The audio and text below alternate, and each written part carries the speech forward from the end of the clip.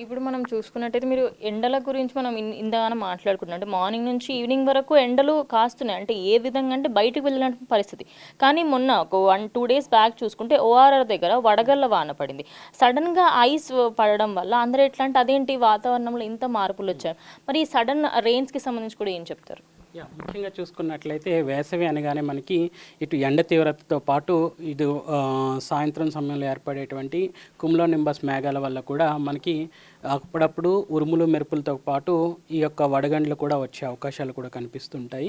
సర్వసాధారణంగా చూసుకున్నట్లయితే వేసవిలో పీక్ స్టేజ్లో మనకి ఎక్కువైతే మనకి ఎండ తీవ్రత అధికంగా కొనసాగుతుందో ఒక 2-3 రోజులు ఎండ తీవ్రత అధికంగా కొనసాగినప్పుడు మాత్రం ఎక్కువగా ఈ యొక్క వడగండ్లు రావడానికి ఆస్కారం అనేది ఉంటుంది.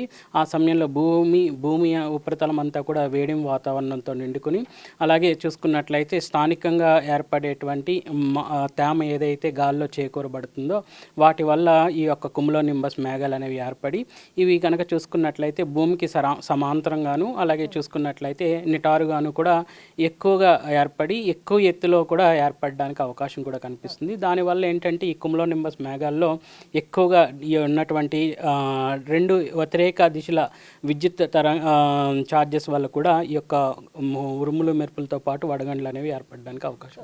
సరే.